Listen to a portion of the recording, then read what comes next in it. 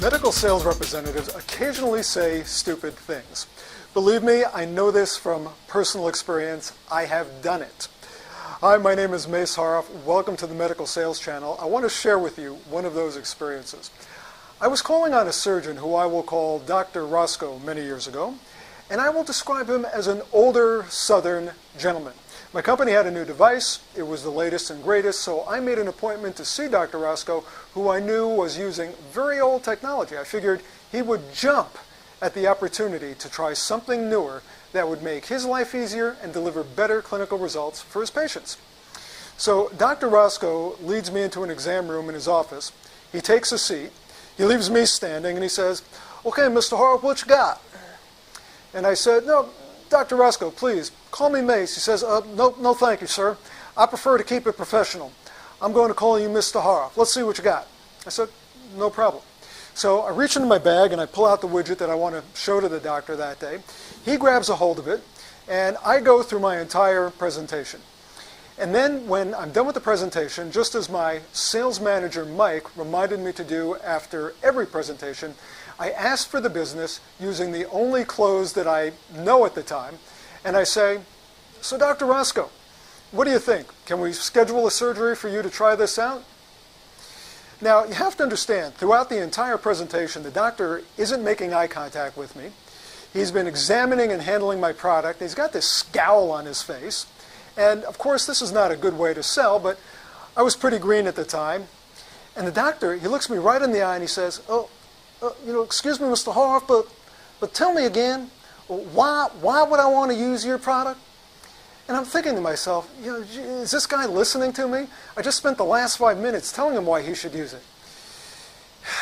The doctor is becoming visibly impatient. I just want to get this over with, so I decide to just sum it up and get to the point.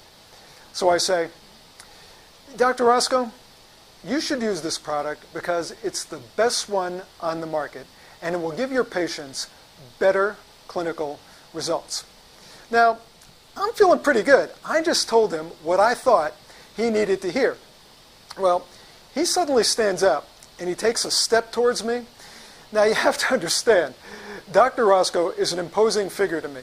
I'm 5'8" and 155 pounds. He's about 6'2", 240 pounds, and he's also a competitive weightlifter. I'm serious. And he's staring down at me. He's getting red in the face. And he says, "Son, what makes you think that your product is the best one on the market? And who are you to walk into my office and suggest that I'm not getting good results?" Now, I'm sure the doctor was enjoying the beads of sweat on my forehead that are now dripping down onto my suit. And I say, "Dr. Roscoe, look, if you look at the brochure, it shows an improvement of 11% over what you're doing now." He's not impressed. His face is becoming even more red. And he shakes his head and he starts to walk out of the room. He gets to the door. He pauses. He turns around. He looks me right in the eyes. And he says, "Son, everyone's cat is the blackest." And then he turns and walks out of the room. What just happened? I am clueless. I have no idea what he said. So I run down the hallway. I go after him and I say, "Dr. Roscoe, excuse me a second, sir, but what did you just say?" He stops and turns around. He's shaking his head and he says, "Every one of you boys who comes in here, you all think your cat is the blackest. You all come in here and tell me that your product is the best and it's better than what I'm doing now. I'm sorry, Mr. Haroff, but you're going to have to do better than that. Look, I've got some patients to see. Have a nice day. Goodbye, sir." And he walks into an exam room and he closes the door. I just leave the doctor's office. I couldn't wait to get out of there. I drive to a payphone to call my sales manager, Mike. Yes, I did say a payphone. We didn't have cell phones back then. And I'm just ranting. I'm saying, "Mike, this guy's an idiot.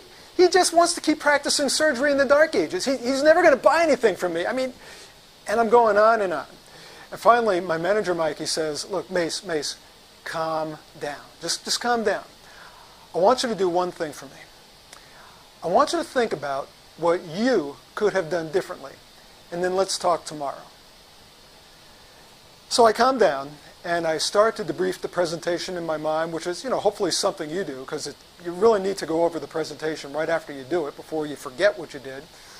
What do you think is the one thing that sticks in my head, from that fiasco with Dr. Roscoe? It was when Dr. Roscoe said, everyone's cat is the blackest.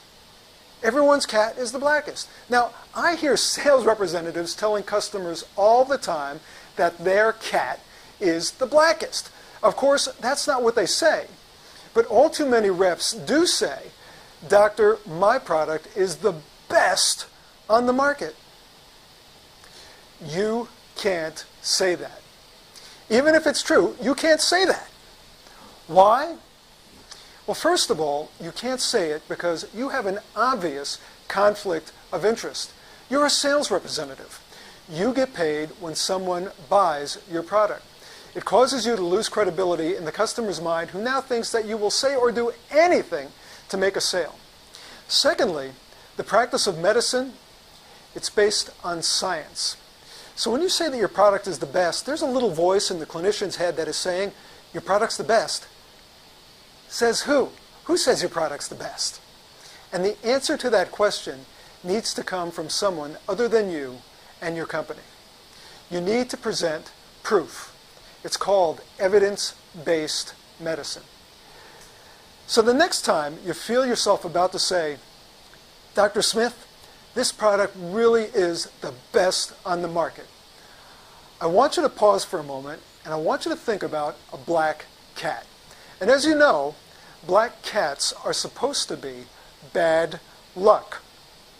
Telling a healthcare decision maker that your product is the best will most likely be bad luck for your sale. By the way, this point is always very easy for me to remember. You see, I am horribly allergic to cats. Thank you for watching. For the Medical Sales Channel, I'm Mace Hara.